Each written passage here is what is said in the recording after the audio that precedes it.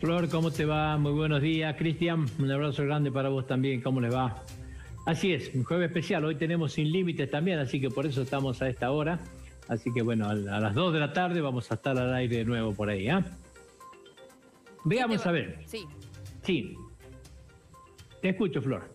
Bueno, de última me lo ibas a decir después, pero no importa. ¿Quién va a estar visitando el piso en esta edición especial de jueves? Hoy vamos a tener la presencia de Pedro Belizán y de Giselle Bravo, dos candidatos a diputados provinciales, así que ellos van a estar en el estudio a las 14 horas, ¿sí? Perfecto. A ver, ¿qué tema elegimos para el noticiero de hoy? Por un lado, los salarios, decíamos, meten presión a la inflación, ¿sí? El gobierno había establecido una pauta, esa pauta era del 29% para la inflación, la puso en el presupuesto. ¿Qué pretendía hacer con las paritarias? Pretendía convalidar paritarias que estén 1 punto o 2 puntos nada más arriba de ese 29%. De esa manera, ponerle un freno a la presión inflacionaria. ¿Qué es lo que ha pasado ayer? Ayer directamente Sergio Massa y Cristina Fernández de Kirchner, titulares del Congreso, tanto del Senado como Cámara de Diputados, sepultaron este acuerdo, porque cerraron un acuerdo con los empleados legislativos del orden del 40%, en 4 cuotas de 10, pagaderas julio, agosto, septiembre y octubre, ¿sí? Esto lo cerraron con la gente de ATE, con UPCN y con APEL, con la Asociación de Empleados del Poder Legislativo. ¿Cuántos empleados son? ¿Alguien tiene idea de la cantidad de empleados que tiene el Congreso? Te cuento, son más de 11.600 empleados lo que tiene el Congreso, que están distribuidos de la siguiente manera. La Cámara de Diputados, 4.985 empleados. Hablo entre empleados planta permanente, contratados y contrato de locación de servicio.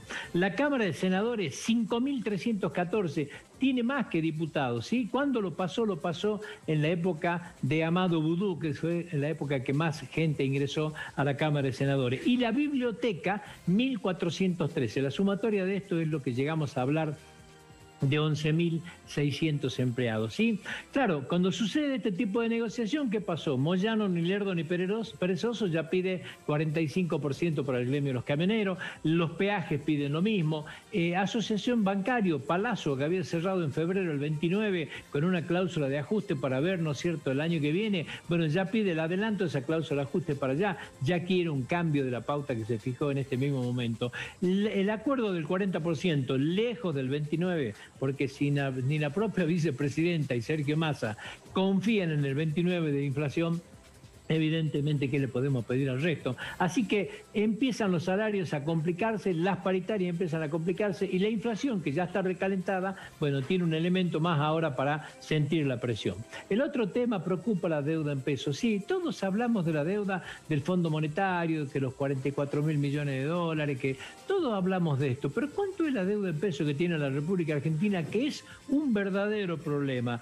Cuando llegó Alberto Fernández al gobierno, la deuda en peso era de 2.660.000 millones. Al 31 de marzo de este año, la deuda en peso es de 5.150.000 millones de pesos. Estamos hablando de un crecimiento del 93%. Esta deuda que ha sucedido en los últimos tiempos se ha posicionado en un 74% actualizable con SER, o sea, actualizable con la inflación, lo que en algún momento estaba con otro tipo de prerrogativas que permitía ganarle un poco a la inflación. Bueno, hoy la realidad es esta, o sea, la gente desconfía, ¿no es cierto?, no invierte en lo que tiene que invertir y la deuda está prácticamente estatizada en este valor, ¿no? En las tasas de interés más altas, que es el SER, la inflación, que hoy está superando el 3%, por ejemplo, que están dando los plazos fijos. La gente se coloca de esta manera. Ahora, la deuda principal de acá, ¿dónde está? Está en los bancos, evidentemente.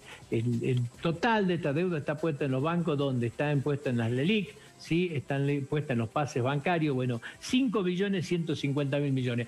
¿Qué le vence ahora en estos próximos tiempos de deuda en peso? Le cuento que vencen 1.593.000 millones de pesos, de los cuales para junio 192.000 millones, para julio 378.000 millones, para agosto 412.000 millones, septiembre 322.000 millones son los precios más grandes. ¿Qué está pasando?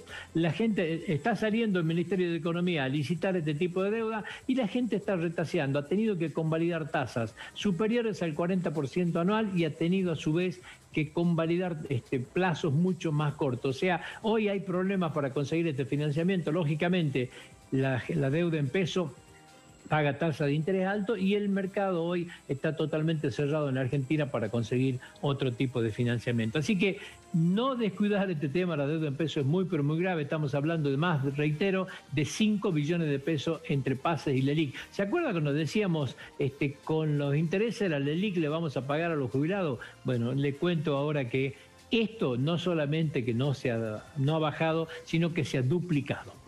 Vamos a hablar ahora del último tema, nuevos acuerdos para viejas prácticas contra la inflación, decíamos. ¿Sí? ¿Qué son los acuerdos estos? Se ha cerrado un acuerdo con los lácteos. Esto fue el día martes, ¿sí? Este acuerdo significa que se van a volcar al mercado a precios diferenciales 27 millones de litros de leche, ¿sí? Es la época donde la leche más se vende. ¿Por qué? Porque es donde crecen las exportaciones, sobre todo, por supuesto, de leche en polvo, ¿no? Pero bueno, es la época donde el mercado de leche es mucho más fuerte y donde los lecheros tenían mucho miedo que el gobierno tome con ellos alguna medida parecida a la que tomó con la carne. Por lo tanto, cerraron rápidamente un acuerdo para el día martes, ¿sí? El día martes de esta semana. Con la carne hubo reunión en el día de ayer, se reunió el propio Alberto Fernández con sus ministros, con la gente del campo.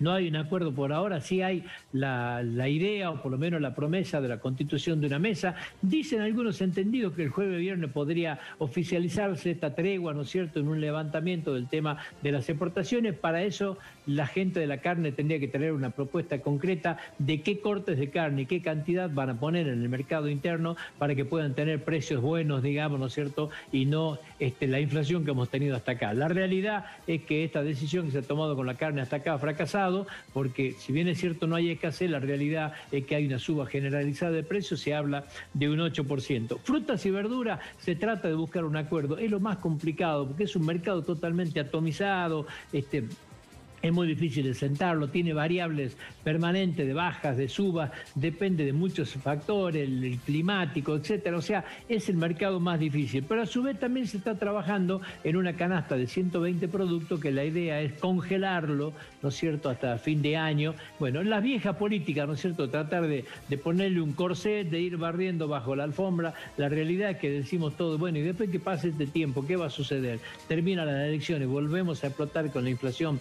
Seguimos en la inflación atacando no las causas, sino las consecuencias y bueno, así es muy difícil creer, no hay un programa concreto para saber cómo se puede llegar a contener en serio el proceso inflacionario.